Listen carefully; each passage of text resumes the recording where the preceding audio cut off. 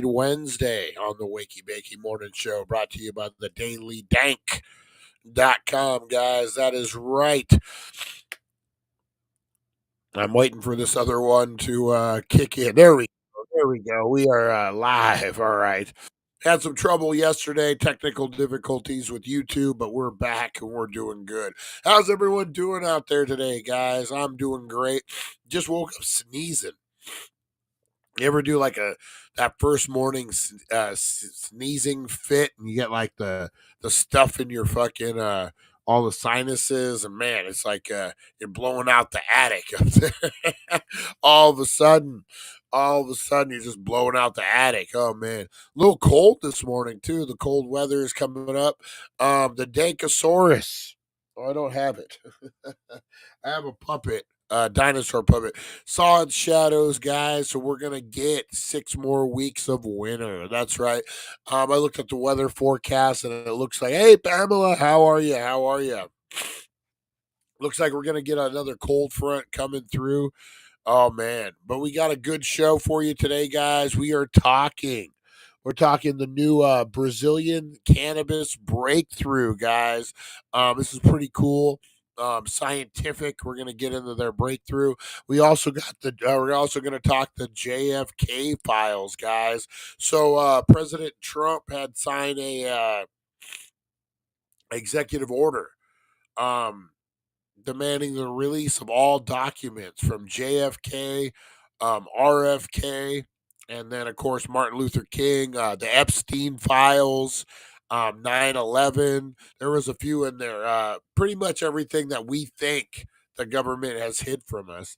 And they already dropped a few hints on the JFK file. The Senate has made a new committee that has just oversight for these records. And the lady who's oversighting, a senator from somewhere, I don't know where she's from, but she flat out said, from what she's seen, and they found over 127 new documents they didn't even know existed for the JFK and assassination. And she's saying it's almost positively there was a second shooter. Almost positive there's a second shooter. She confirmed it.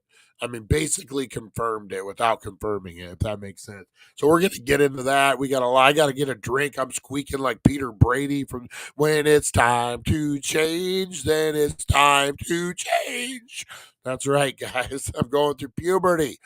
Oh, man. Hopefully I can go through puberty in the next 2 minutes because we go live in 2, guys. We got the Wakey Bakey News. We got Today in History. We got JFK, guys. Who's the second shooter? Was it Lonnie in the grassy knoll, or was it the broken brain of Eric up in the clock tower?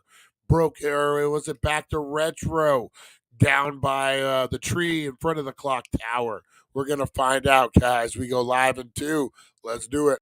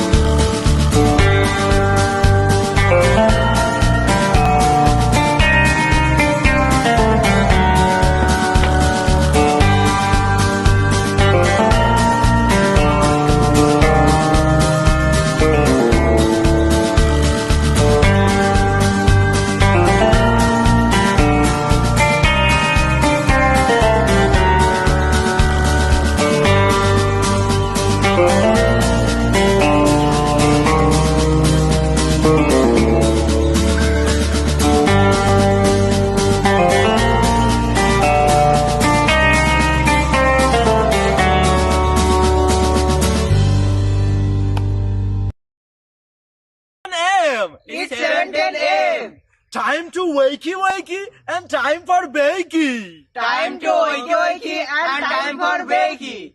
Get ready for your host with more. Get ready for your host with more. Mr. Brian Brown. Mr. Brian Brown. It's 7:10 a.m. It's 7:10 a.m. Que la roja visual cuando le moviese ligado igualito que yuca. Ese pelo que él tiene tan lindo, no venga a pensar que eso es una peluca. Tiene cotorra perico, yo tengo cotorra, tú tienes la cuca. Está claro en el ring, en el piso yo que No critiques mi pelo, que la soy bueno, porque tú no tienes que de odio tú estás lleno. No critiques mi pelo, que la soy bueno, porque tú no tienes que de odio tú estás lleno. No critiques mi pelo, que la soy bueno, porque tú no tienes que de odio tú estás lleno. No critiques mi pelo, que la soy bueno, porque tú no. Oh yeah.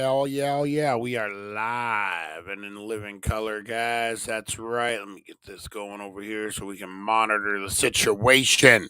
That's right. We're in the situation room. We're monitoring the situation, guys. That's right. Fight for freedom. How are you? How are you? Go check out Pioneer Wizard 19 over on Twitch, guys. Russ, our main man Russ, is over there playing Call of Duty. Got the new Xbox, man. He's a stud over there with the new Xbox, taking care of business, man. Go check it out. And also Back to Retro Review, guys. We love our Back to Retro Review. Go check out all his reviews, podcasting, movies, all the things, guys. And check out the Mod Squad. They got things going on over there that you don't even know about, man. You got all sorts of stuff. All right, guys, we got all sorts of stuff to get into this morning, guys. Oh, man. Let me get into, open this up. All sorts of shit going on out there in the world today, guys. Something going on in the world today. Don't know what it is. What's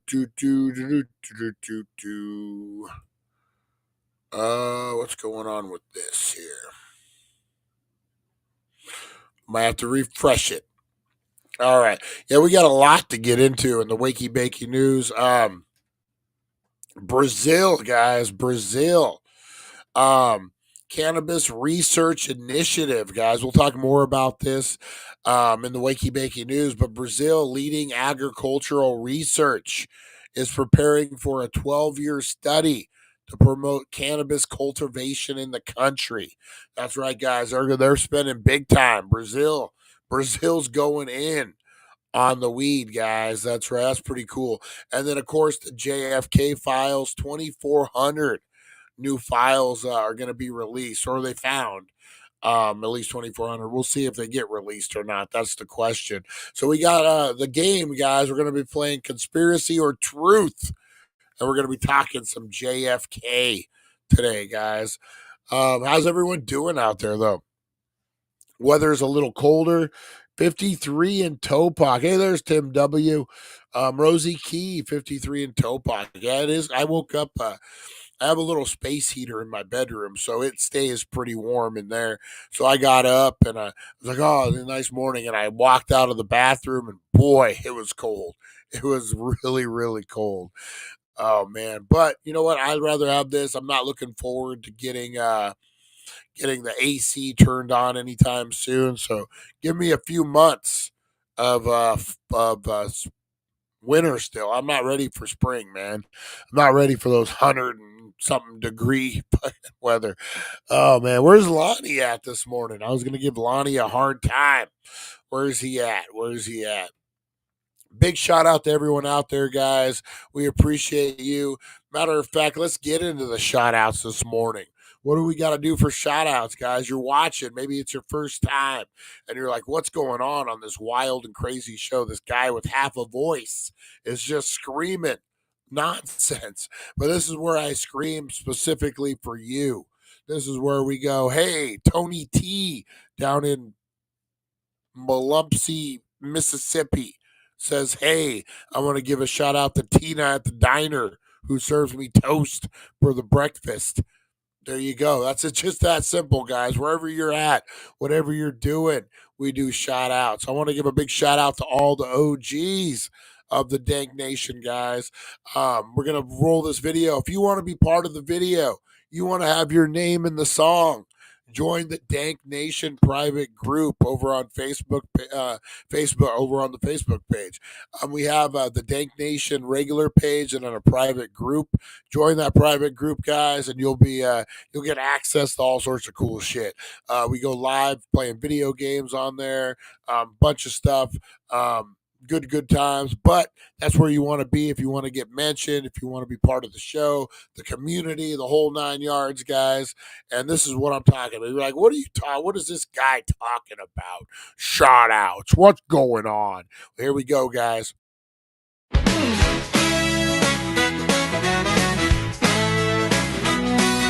Rise and shine, it's the wakey bakey vibe. Dank Nation's here and we're going worldwide. The daily dank.com is leading the way, shouting out the crew, starting the day. From Rosie the Bulldog to Supernova, my Mike. Dank Nation shining, the future's bright.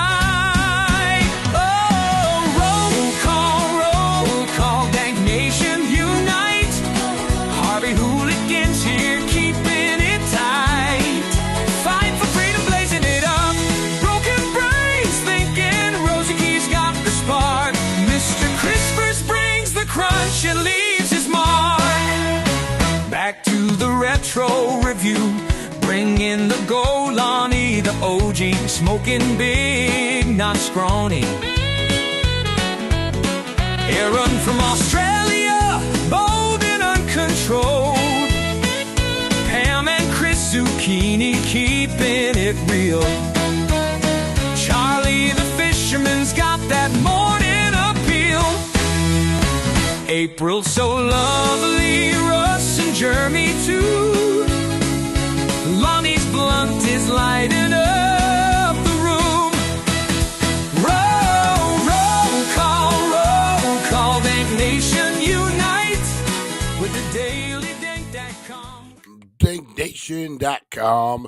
Larry, how you doing? Big shout out to Larry, collecting Mars tax cards when he was younger. Man, I love me some collectible trading cards. I'm not gonna lie, my whole life, man.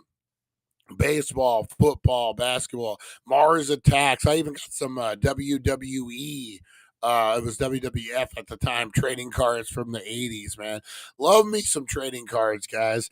You know what we need to do here pretty soon. I don't know why I said it twice, like fucking. Let me tell you, what is that? Loghorn, Egghorn, or Layhorn, whatever his name is. I'm like that guy all of a sudden. We need to do some pack breaks on the show. I need to buy like a wax box of cards, like from the maybe we do that pretty soon. I'll like order like a box of eight from the 80s, and we just fucking do them. That's always fun. I always like that a lot. But big shout out. Okay, guys, we got shout outs. Shout out to Chris and all the bud tenders at the Healing Center. That's right. I see Smitty. Smitty got a call out too. Let's see here. Harvey Hooligans is saying Smitty's the man. I like Smitty. Smitty's a good guy. Let's see. Smitty, the hookup bud tender at the Healing Center. Nice. Shout out to the one who shall not be named. That's right. The man behind the scenes, guys. We won't shout him out too hard. Foghorn Leghorn. There you go. Nice. I want to give a shout out to everyone out there who's working right now. Whether you're working in the pit, whether you're maybe you're shoveling gravel, maybe you're digging dirt. You're a laborer. You're like a 19-year-old laborer out there digging fucking ditches. Big shout out to you. Big shout out to Starbucks, Goodwill. Everyone working Goodwill today. What's the other one? Dutch Bros. Big shout out to Dutch Bros. Burger King, Jack in the Box, McDonald's, everyone. Everybody. out there, guys, who's working right now doing the thing. City workers, county workers, road construction, whatever you're doing, guys, drink that coffee, smoke that blunt, because we appreciate you. All right. All right. Definitely, definitely, definitely. Rosie Key. Man, you know what? Not to get into politics, but that Doge, or is that how you call it? Doge? Man, all sorts of fucking shit coming up, man. We're gonna have stuff to talk about for the next 3 years. Oh my God! You know what's kind of crazy about it is all these senators that are saying I've never took money from pharmaceuticals, and they're like, "What about this 5 billion? What about this? What about that?" And, oh, oh. No wonder they don't want them digging in the books, man. Isn't that always been the joke? For the longest time. What was that movie, Dave? Remember Dave? Where who was it? Klein. What's Chris Klein? Was that his name or not Calvin Klein? Whatever the actor's name was. He played a guy who looked like the president, like he was a impersonator.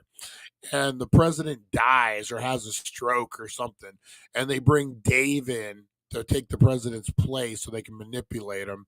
And then Dave calls his accountant buddy in, and they open the books, and he's like, man, if I ran my business like this, I'd be out of business. Who spends $10,000 on a toilet seat? Remember that? Like that's what's happening now, is they're discovering all this shit, man, that we thought, what is it, condoms for the Taliban?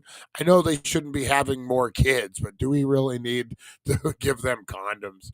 And do Muslims use condoms? Isn't that like sacrilege or something? Like, I don't know. And is the Taliban even Muslim? I'm assuming. I don't know.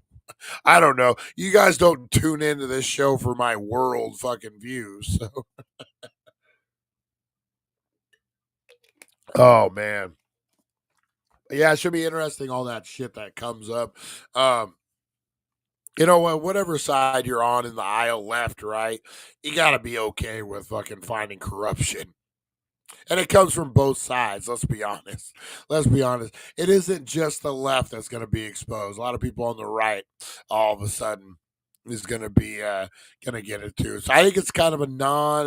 They're just eliminating fucking corruption, man. And I'm all for it, man. I'm all for it. Yeah, this. What is it? The Pied Piper. Gonna have to pay the piper pretty soon, man. A lot of explaining to do. A lot of explaining. All right, man. Voice is having it today, man. Voice is having it. Speaking of, hey, back to retro. Back to retro. Speaking of craziness, guys, we're gonna get into the Wakey Bakey news, and we got a lot to get into with it.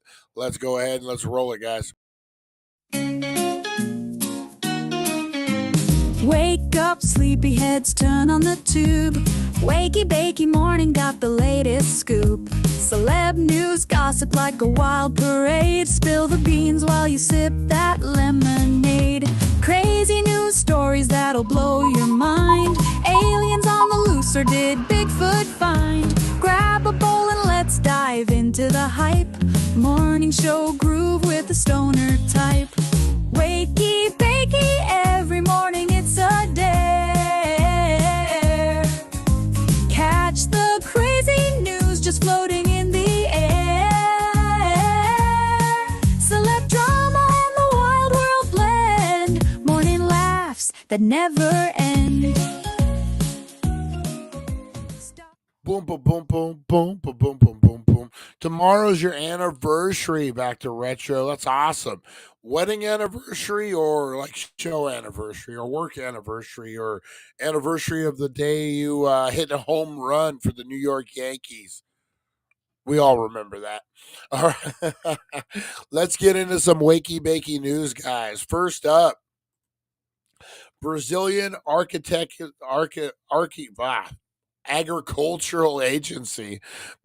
Fuck, I am like fucking Daffy Duck today. Mama, or Porky Pig. Brazilian agriculture agency plans long-term research into cannabis cultivation. Um, Improv plans a 12-year cannabis research program. Expected to prove cannabis research this year.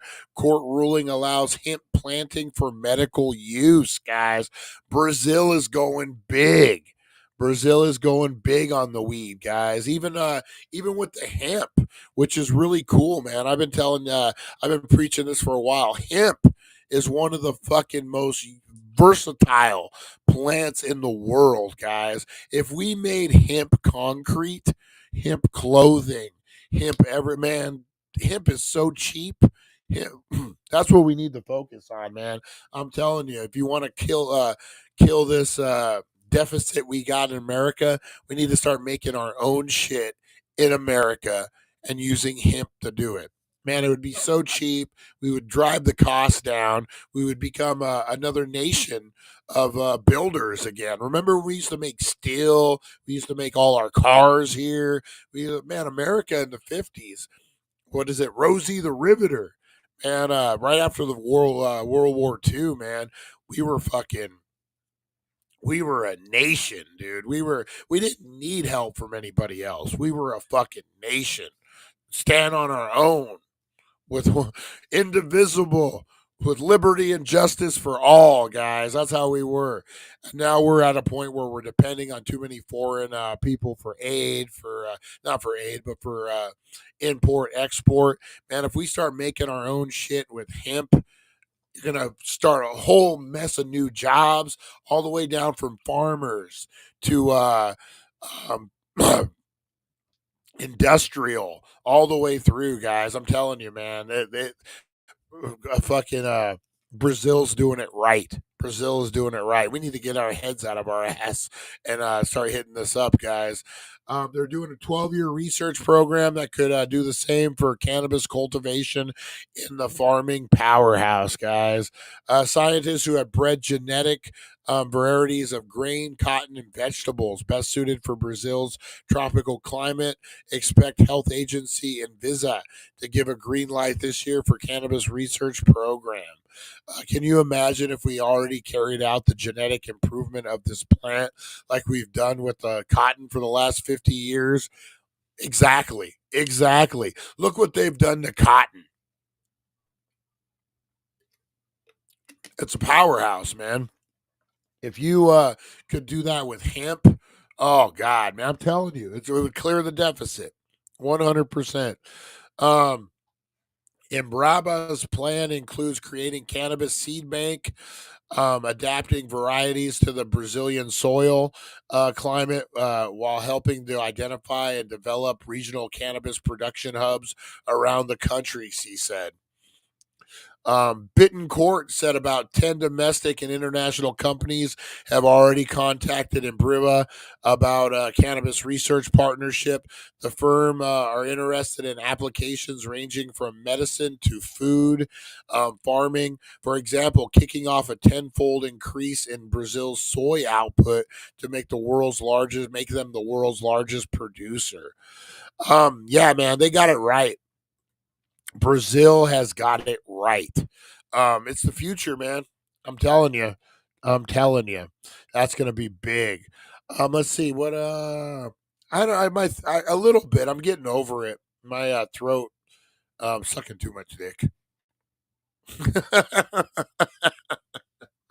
Times are hard. Mortgage was due. I had to do what I had to do, guys. Doubling it, tripling it, whatever it takes. I got to pay the rent. I got to pay the rent, guys. Oh, 100%. I got to pay the rent. Um, but yeah, man, Brazil, they're doing it right. This is exactly what you're supposed to do. They're preparing, they're getting their soil ready, they're doing a seed bank. I mean, this is going to be big for them. It's going to be huge. Uh, that's happy. Congratulations. How many? 16 years. Holy moly, back to retro. That's awesome, man. $20 is $20. Exactly.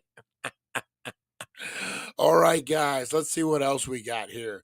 Yeah, I'm tickled to death over that one, man. Tickled to death, guys. Um, today in history, guys. You know what? We're going to talk a little bit more about this, but this isn't our Wakey Bakey news. Today, guys, his campaign against cannabis led to the passage of the Marijuana Tax Act of 1937, under which the importation, cultivation, possession, and or distribution of marijuana were regulated, guys. Among the act's provision was one requiring importers to register and pay an annual tax of $24, guys. So this was did you know marijuana was once legal to cross the border import? Oh, wow. 100 years ago, the federal government was not overly concerned with marijuana. The common name for the cannabis sativa L plant, initially called or spelled marijuana, is also known as hemp, Mary Jane, Mary Warner. I never heard that one, Mary Warner. And by a variety of other terms, America seemed unaware of its presence, let alone its exploitation as a drug. In the 1930s, several state governments and other countries banned the drug.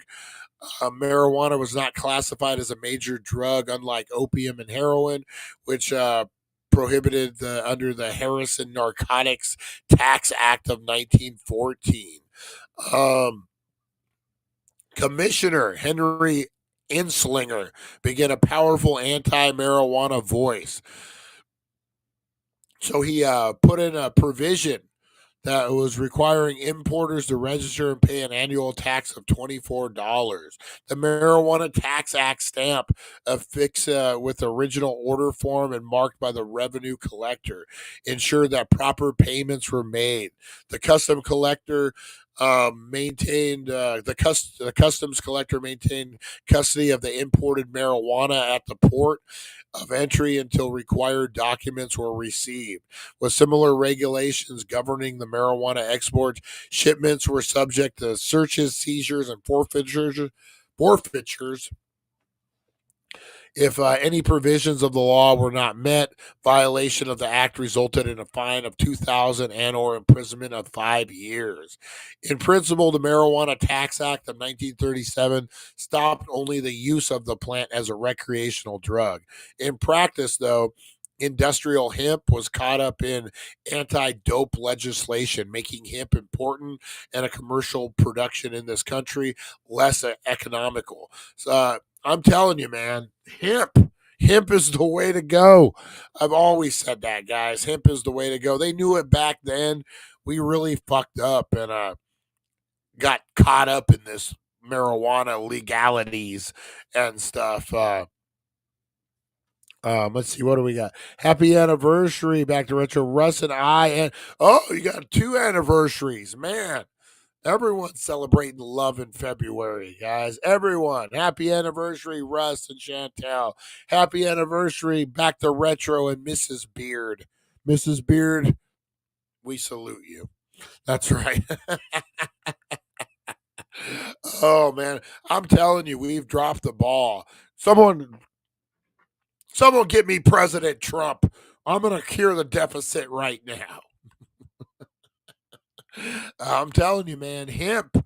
We need to bring it back to America. We need to start manufacturing it. We need to start industrializing it again.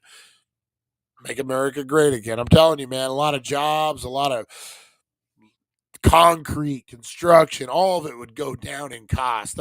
Preaching to the choir. I'm preaching to the choir. Preaching to the choir today, guys. What else we got? What else we got for Wakey Bakey news, guys? Let's see. Wacky news of the week. See what we got cooking here. The FBI. Oh yeah, we already talked about that one. Let's see. David Fisher, a professional jump roper. Who's paying this motherfucker to jump rope? Come on, professional jump roper. Rescued a 19-year-old who fell into an icy pond in Indiana. What the heck? I'm gonna have to look this one up then. What the fuck? Professional jump. I'm so confused by this one. I'm so confused. A professional jump. What the hell is a professional jump roper?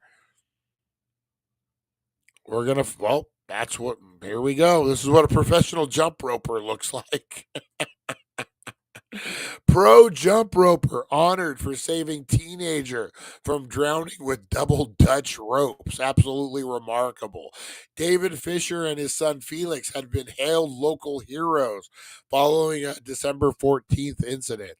Um, David Fisher and his son Felix received a life saving citizens award on Monday, January 27th, after rescuing 19-year-old and his dog a 19-year-old and his dog from icy waters using a jump rope, according to the press release. Felix alerted his father after hearing a man yelling December 14, 2024.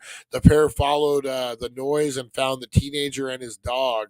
We don't want to do that shit. Teenager and his dog had fallen in an icy pond. The teenager was a neighbor and had fallen in an icy pond while attempting to save his dog, who was also in the water. Local media outlet reported David, who is a 3-time world record jump rope champion, told the outlet that he immediately grabbed his double Dutch ropes in an attempt to save the man. You know what? We got to watch it. We're going to have to.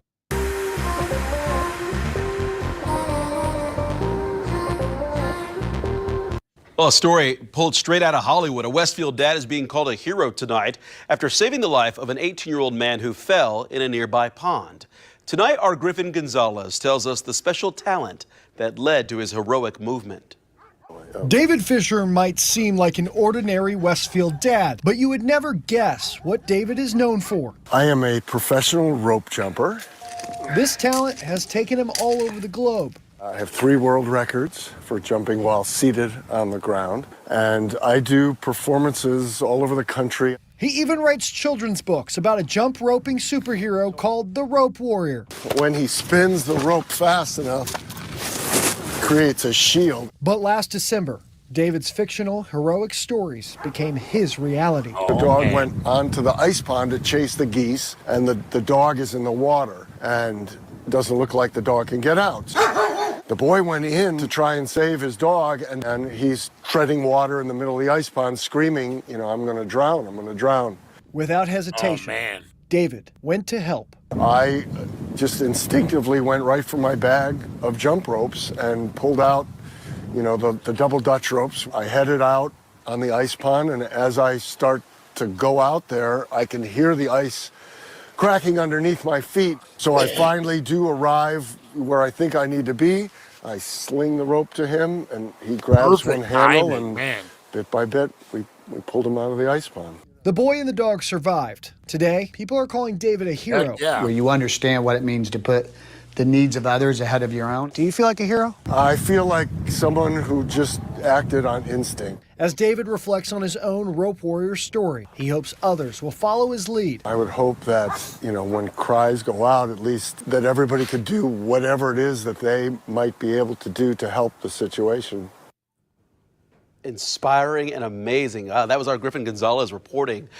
You know what, man? I remember it was years ago, man. I was probably like 16, 17, down in Laughlin, Nevada. We were on the river walk, and a boat fucking clipped into another boat and fucking it went all over the place out in front of the Edgewater.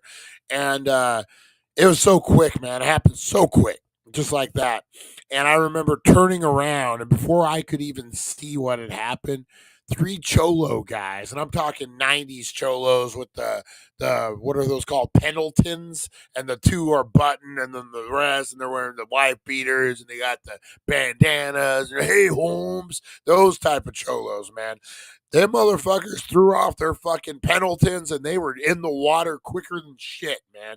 I mean, I didn't even turn around, and these cholos were in the water swimming to these motherfuckers to save them. You never know, man. You never know who is going to be a hero, man. When your time comes and you put other people before you, that's when you're a true hero. No matter what you do, you can be a double Dutch rope expert. Man, perfect place for that guy. Perfect timing, I would have done the same for Rosie. Rosie trying to chase some geese and get stuck in the water. I would have been right in there after her, man. Me and Rosie going out together. That's right. But man, that's great that they were able to save the guy. That's a cool story. Definitely a cool story. All right, guys. I think it's time. I think it's time for a little today in history, guys. That's right. We got a lot to get into today in history. We got some cool birthdays. So let's get into it, guys. If today's your birthday or any kind of special day, let me know. We'll add you to today in history. Here we go. In history, a journey through time where legends are born and secrets intertwine. Join us at 7:10 a.m. for all to see as we unravel the histories from our history.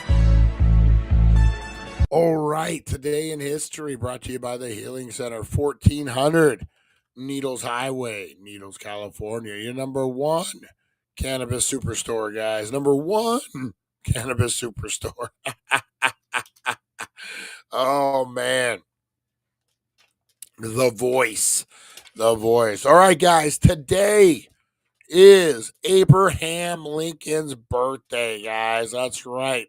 Old Abraham Lincoln, the man, the myth, the legend. Born today, guys. What a bucket of win that life was, man. From wrestling people to freaking president, freeing the slaves. My God, man. Big bucket of win for old Abraham Lincoln. Doesn't get bigger than that. 1948, Ray Kurzweil, American computer scientist and futurist. He's a futurist, everybody, was born. 1934, Bill Russell, American basketball player, was born. And let's not forget our favorite United States General, Omar Bradley, was born in 1893. And then our favorite American politician and socialite, Alice Roosevelt Longworth, was born. That sounds like a fucking rich person name. Hello, I'm Alice Roosevelt Longworth the third. I can see a whole TV show around Alice Roosevelt Longworth and the adventures. All right, guys, featured event in 1818, Chile's independence from Spain declared. Although the decisive victory over the Spanish did not come until April, the Battle of Mapai, Chile, formally declared independence from Spain on this day in 1818, guys. 2019, as per the terms of the Prespa Agreement, 2018, the Republic of Macedonia formally changed its name to the Republic of Northern Macedonia. Sounds fake. I'm not even gonna try it.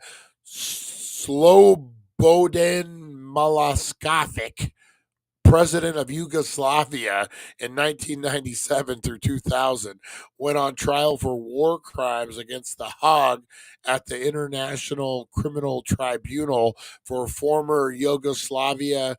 He died 4 years later before the trial had ended. 4 years on the trial? Holy moly. That was a mouthful to say, though.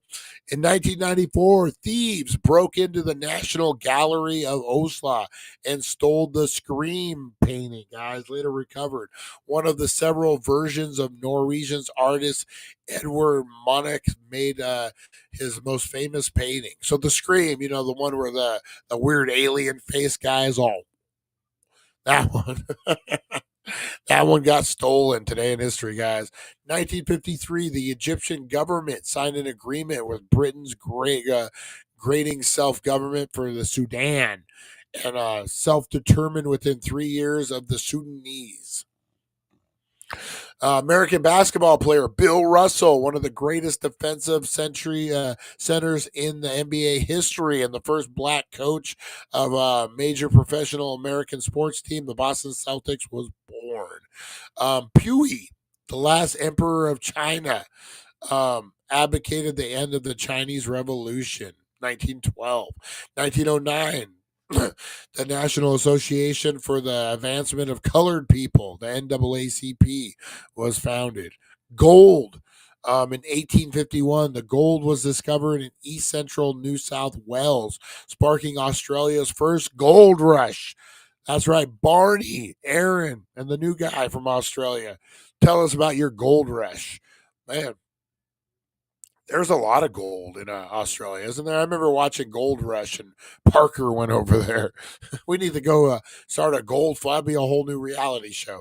All right, 1809, British naturalist Charles Darwin, who developed the theory of evolution by natural selection, was born. 1804, German philosopher Immanuel Kant died in Kongsberg, Persia, now Klingon, Russia. And then 1554, at age 16, Lady Jane Grey, Tudor Queen of England, was executed in London by Mary the First. Holy shit. Just killing a 16-year-old because she's queen. That's no good. That is no good. Oh, man. All right, guys. And that was your Today in History. That's right. The journey through time.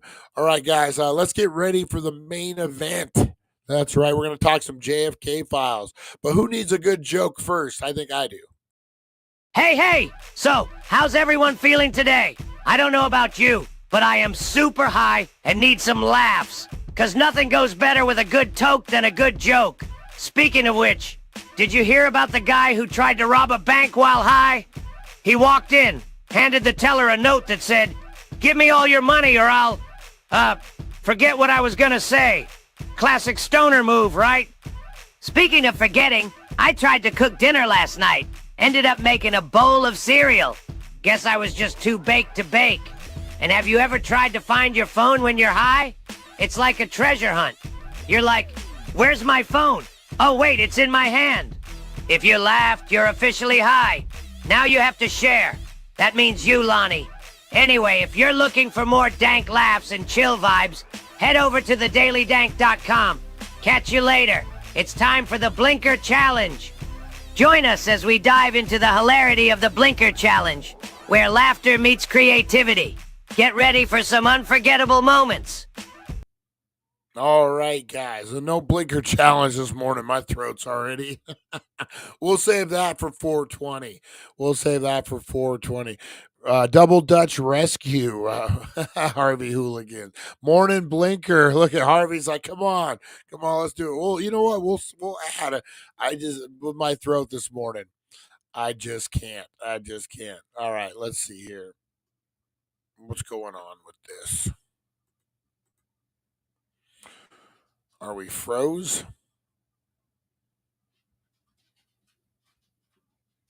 What is going on? Wait. Might have to do this ourselves. Robot Girl is froze up, it looks like. Maybe we refresh it. Let's see. See how it works out. Give me a second, guys. We got it either way.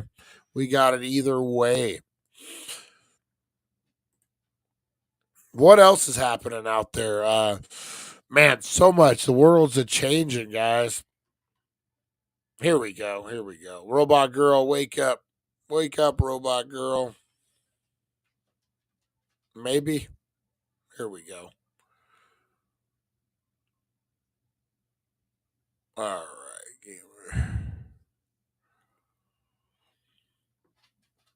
All right.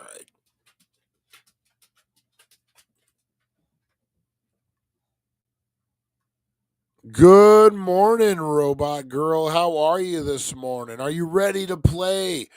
Are you ready to play our game this morning? We're going to be playing Conspiracy, talking about the new JFK files that were just released. You have permission to access the internet. Are you ready to play the game with the Dank Nation this morning, Robot Girl?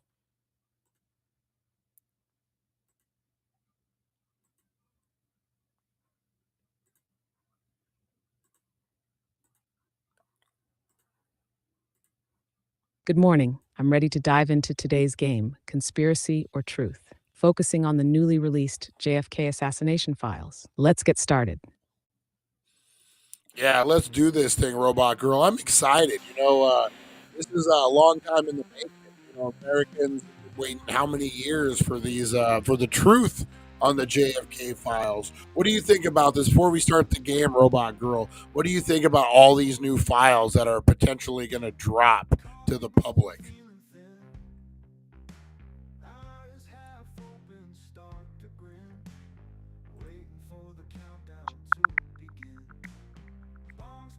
Good morning. I'm ready to dive into today's game, Conspiracy or Truth, focusing on the newly released JFK assassination files. Let's get started.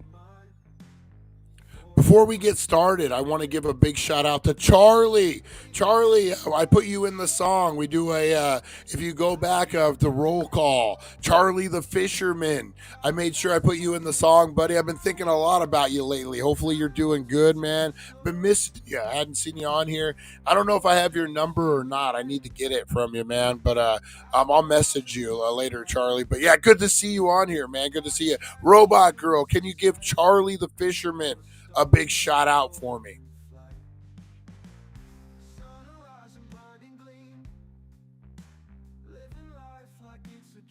Of course, Charlie the Fisherman. Welcome back to the Dank Nation, my friend. You've been missed, and your presence here makes the morning that much better. Whether you're out on the water or just kicking back, know that you've got a whole crew here thinking about you. Tight lines, good vibes, and big catches coming your way. Stay awesome, Charlie. All right. Thank you, Robot Girl. Yeah, he's our OG Dank Nation member. Shout out to all the Dank Nation members. We, when you're not here, we do think about you guys, and you are part of the family. So just remember, you always have a place to come back to. We love you, and we know life happens. So make sure you know that you have the Dank Nation family has your back, guys. All right, let's play the game, Robot Girl. What do you got for us?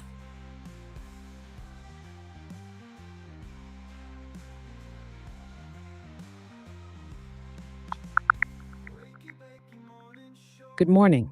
I'm ready to dive into today's game, Conspiracy or Truth, focusing on the newly released JFK assassination files. Let's get started. All right, let's get started, Robot Girl. How do you want to start this?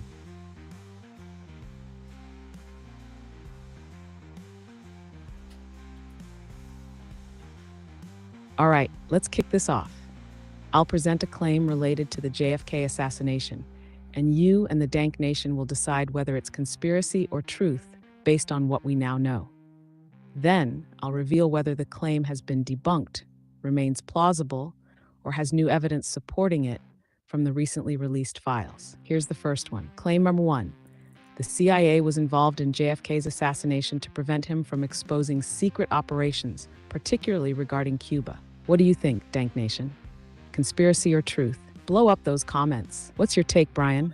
Was the CIA behind it, or is this just classic conspiracy talk? I am pretty sure I would bank that the CIA had something to do with it, whether it was Oswald or the second shooter. I think they had their hands in it a bit. Dank Nation, everyone's saying true. I'm going to say true. What do you got for us, Robot Girl? Drum roll, please.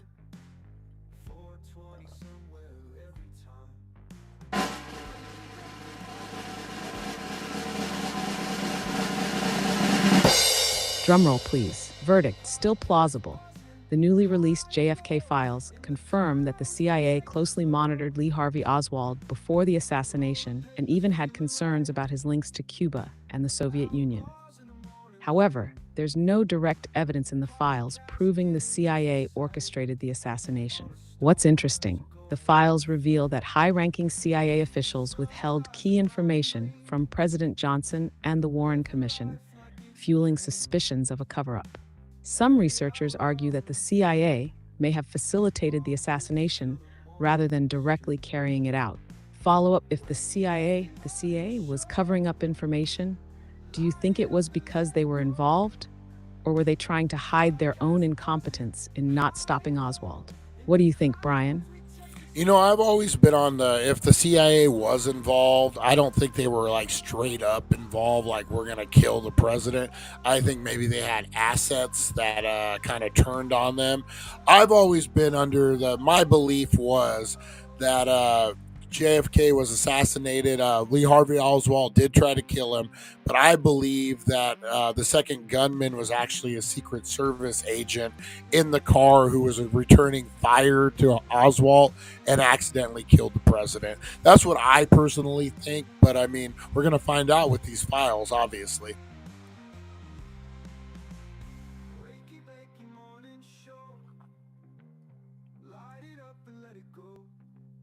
That's an interesting take.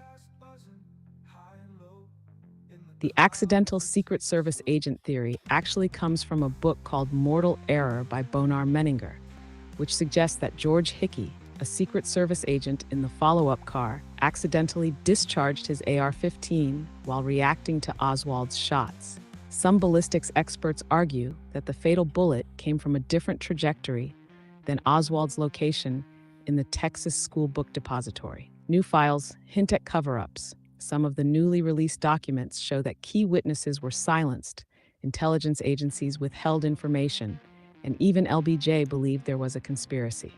But whether that means a second shooter or just a botched investigation is still up for debate. Next question. If the JFK files prove a second shooter existed, do you think it would change anything today, or is it just history at this point?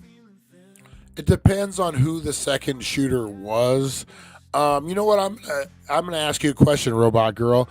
Are the Secret Service agents still that were involved in this incident with JFK? Are they still alive currently?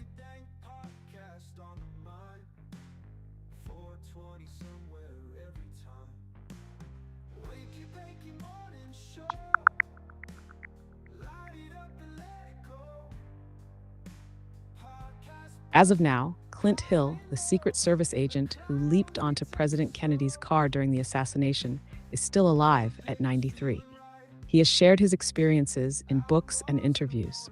However, many other agents from that day have passed away. For instance, Paul Landis, another agent, recently published a book revealing new details about the assassination.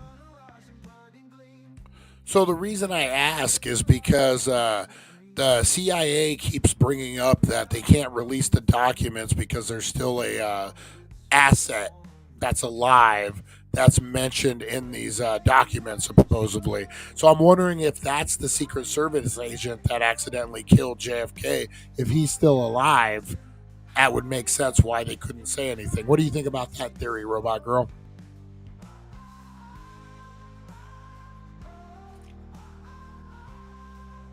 That's actually a really solid theory.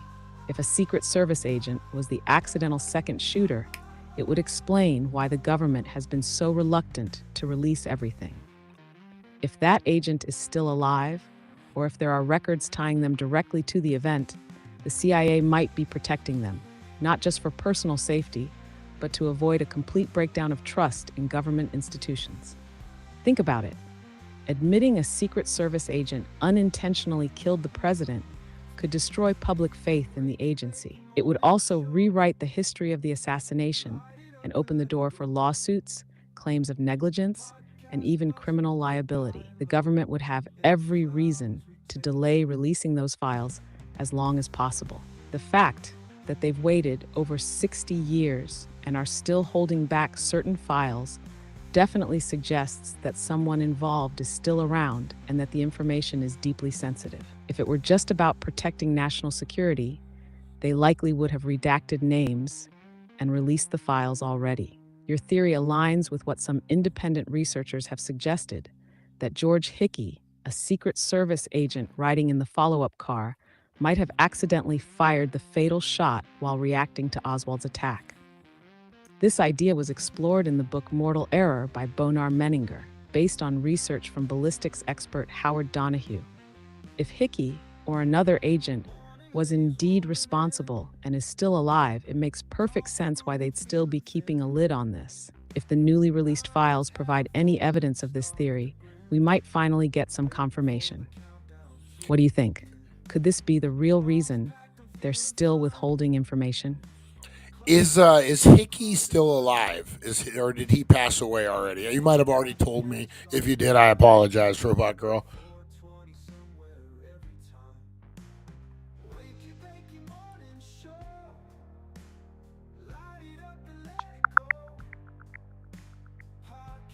I apologize for any confusion earlier. George W. Hickey Jr., the Secret Service agent associated with the mortal error theory, passed away on February 25, 2005. However, there are other individuals named George Hickey who have recently passed away, such as George R. Hickey, who died on March 14, 2024, and George E. Hickey, who passed away on January 2, 2025. Given the commonality of the name, it's important to distinguish between them. Regarding the mortal error theory, it remains a subject of debate among researchers and historians. While some find the arguments compelling, the official stance continues to support the conclusion that Lee Harvey Oswald acted alone in the assassination of President Kennedy. If you have further questions or need more information on this topic, feel free to ask. All right, Robot Girl, we appreciate that. So I'm going to ask you another question about the JFK assassination and the new files. There's always been rumor and speculation about the mafia being involved because I have always heard the mafia was really involved with getting him elected on the East Coast, like Boston, New York, through the unions, and they kind of did the mob dirty. They made a deal with the mob and then kind of backed out of it. So there was always rumors that the mob had him assassinated. What do you think about that? Is there any does it hold any water?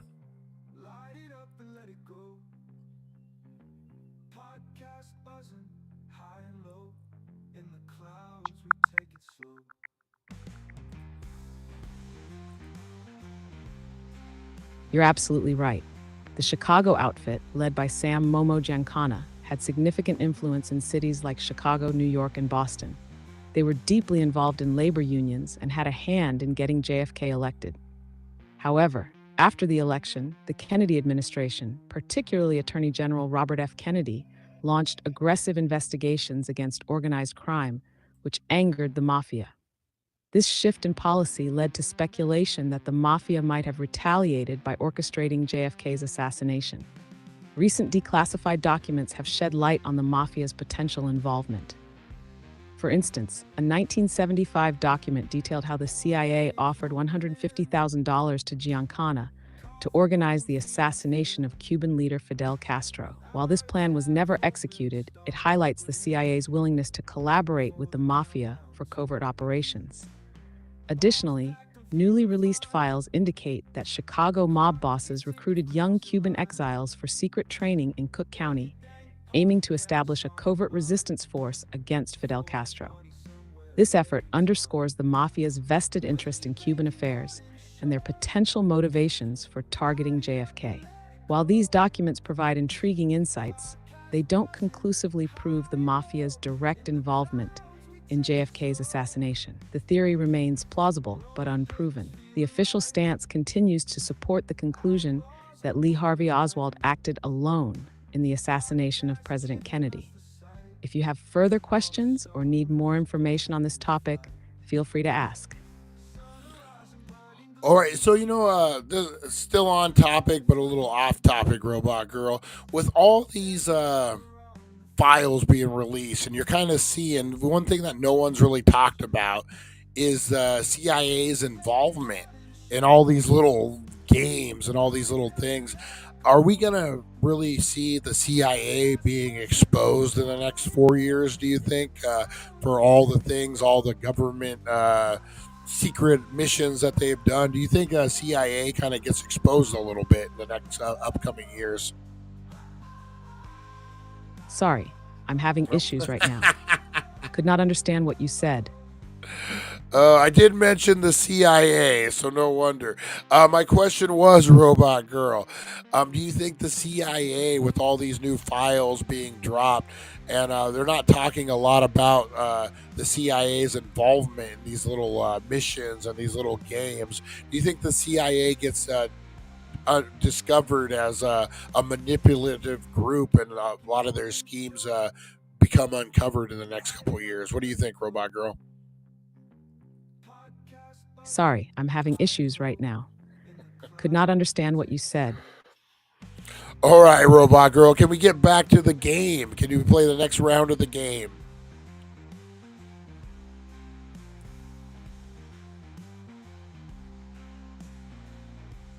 Absolutely. Let's get back to conspiracy or truth. Next claim. Newly released JFK files suggest that Lee Harvey Oswald had contact with Cuban and Soviet intelligence just weeks before the assassination. The files allegedly show that Oswald visited the Cuban and Soviet embassies in Mexico City, attempting to secure travel documents. Some documents even suggest that Cuban intelligence operatives were aware of a potential assassination plot against JFK. Question: do you believe this is true? Meaning that recently released files confirm Oswald had ties to Soviet or Cuban intelligence? Or is this just another conspiracy theory that has been debunked? Dank Nation, blow up those comments. What do you all think? Can you ask that one more time for us?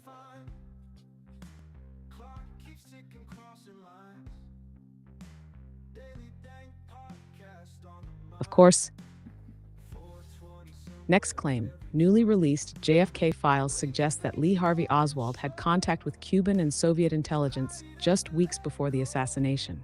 The files allegedly show that Oswald visited the Cuban and Soviet embassies in Mexico City, attempting to secure travel documents. Some documents even suggest that Cuban intelligence operatives were aware of a potential assassination plot against JFK. Question: do you believe this is true? Meaning that recently released files confirm Oswald had ties to Soviet or Cuban intelligence? Or is this just another conspiracy theory that has been debunked? Dank Nation, blow up those comments. What do you all think? I think this could be true. It makes sense, especially in Mexico City, not being that far from where he was at. I'm gonna say true. Dank Nation saying possible. Rosie Key is saying possible. What do you got for us, Robot Girl?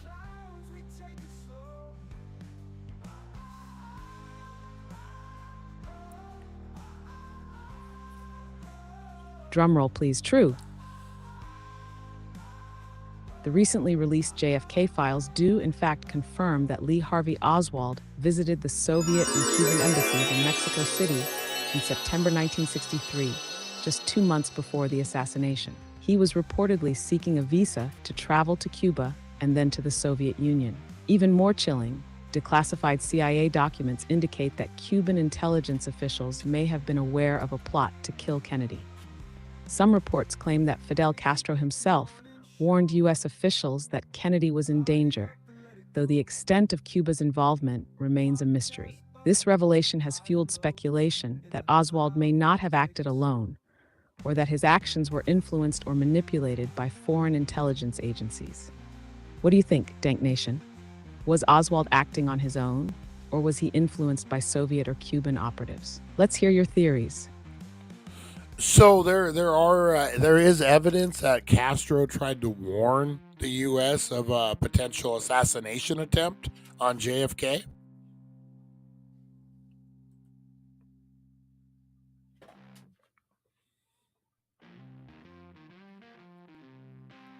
Yes. According to declassified files and multiple historical sources, there is evidence suggesting that Fidel Castro may have warned U.S. officials about a plot to assassinate Kennedy. Here's what we know. In 1963, just months before JFK's assassination, Castro reportedly told an American journalist that U.S. intelligence agencies should be careful because he had knowledge of a plot against Kennedy. Some believe Castro had intel from his own spy networks, given the CIA's repeated attempts to assassinate him. The newly declassified JFK files show that intelligence agencies were aware of Oswald's movements in Mexico City, where he visited both the Cuban and Soviet embassies in an attempt to obtain travel documents. The Cubans may have flagged Oswald as dangerous and tipped off someone in the U.S. There are reports that Castro informed a U.S. official that Kennedy was in danger, but due to the Cold War tensions, it was dismissed as disinformation. The big question: was Castro genuinely trying to help, or was this an attempt to cover his own tracks? Some theories suggest Cuba knew more than they let on, while others believe they saw Oswald as a rogue operative and tried to prevent the assassination. What do you think, Dank Nation? Was Castro trying to warn the U.S., or was he playing 4D chess? That's a hard one. You know what? I almost think by him warning, doesn't that kind of eliminate him from the Cuban Missile Crisis conspiracy theory that it all had linked together? Or, like you said, is it 4D chess and he threw it out there so he could have possible deniability? Man, I don't know. Castro, who knew he was such a game player?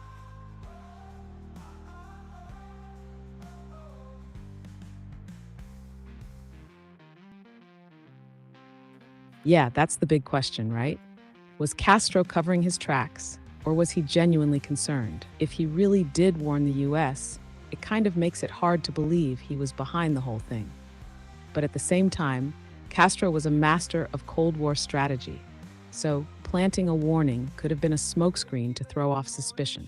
Here's another angle. Some theorists believe the JFK assassination was tied to the Cuban Missile Crisis because Kennedy secretly negotiated with the Soviets to remove US missiles from Turkey in exchange for the Soviets pulling their nukes out of Cuba. That made some US officials and the military-industrial complex furious, and they saw Kennedy as weak on communism. Could that have been the real motivation behind taking him out? So many layers to this mystery. But here's the kicker. If Castro had direct knowledge of the plot, how did he know? Who told him? That alone opens up another conspiracy rabbit hole. What do you think, Dank Nation? Was Castro just covering himself, or was there something bigger at play? Definitely something bigger at play. Let's do one more round of the game. And we will call it a day for the Wakey Bakey Morning Show.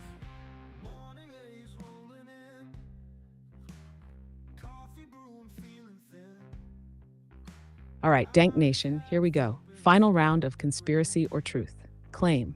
A mysterious man, known only as the Umbrella Man, was spotted at the exact moment of the assassination, standing along the motorcade route, opening and closing an umbrella on a perfectly sunny day.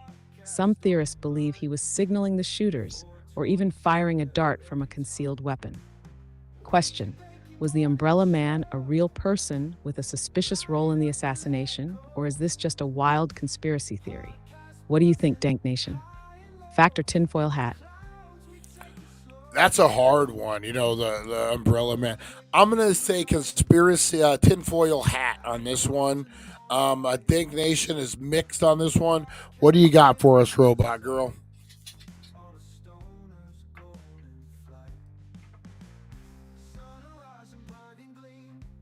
Drum roll, please. Fact. The Umbrella Man was real. A man named Louis Stephen Witt came forward in 1978, admitting that he was the infamous Umbrella Man in the Zapruder film. But was he actually involved in the assassination? According to Witt, the umbrella was not a signal or a weapon. He claimed he brought it as a form of protest against JFK's father, Joseph Kennedy, who had supported British Prime Minister Neville Chamberlain's policy of appeasement before World War II. Supposedly, opening the umbrella was a silent political protest. Do we believe that, or was he covering something up? The mystery still lingers. What do you think, Dank Nation? Was he just a dude with a grudge or something more sinister? Man, I think he was just a protester. That would make sense. I don't know why. I don't know. And it's the 50s. People, they're going to see this umbrella and they're going to know that I'm protesting. I don't know. What do you think, Robot Girl? Is it plausible his story is true?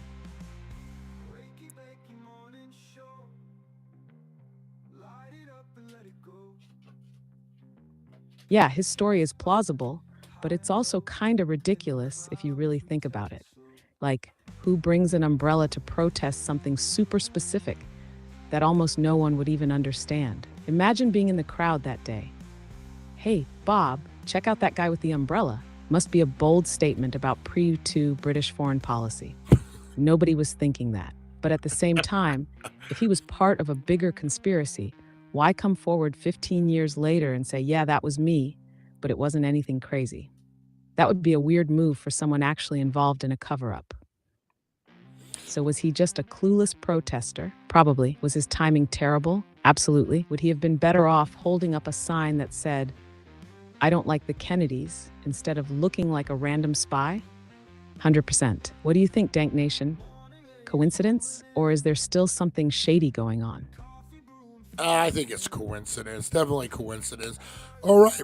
Oh, excuse me. All right, Robot Girl. We're going to wrap this up. Do you want to do a sign off and say goodbye to the Dank Nation till tomorrow?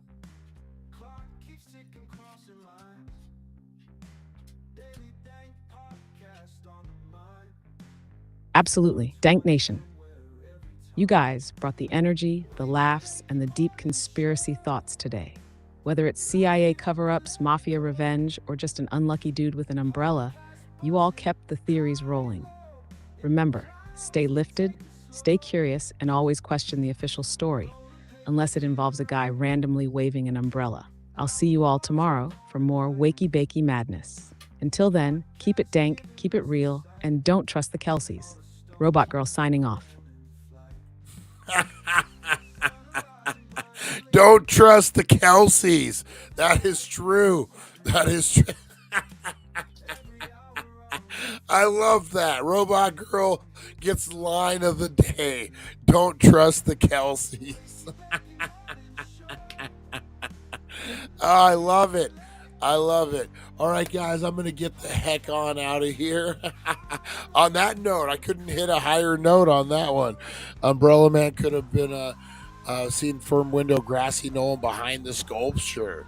That grassy knoll isn't even what it's all cracked up to be. All right, guys, I'm going to get on out of here. Have a great rest of your day, guys. Join us at 4:20. We got a whole bunch of stuff dropping throughout the day, but join us at 4:20, guys. We got we're gonna talk more JFK. We're gonna talk. Don't know what I think we're gonna do a challenge. I'm gonna do some kind of challenge today for Weed Wednesday. So make sure you're tuning in, guys. I appreciate you. Be the difference you want to see in the world, guys. Hold the door open for the old man. Or for the lady, listen to the old man stories. You just did for an hour and a half. All the things, guys. I appreciate you. Be the difference you want to see in the world. Be the change, guys. Let's get out there. Let's be positive. We're going to have a great day. Let's go tackle it. We'll see you at 4:20, guys. Have a good one. Thank you for joining us on the It's 420 Somewhere podcast. Broadcasting worldwide and brought to you by thedailydank.com. Check out our merchandise and amazing content. And follow us on all our social media. Now, you don't have to go home, but you can't stay here. All right, guys. Be the glitch in the Matrix.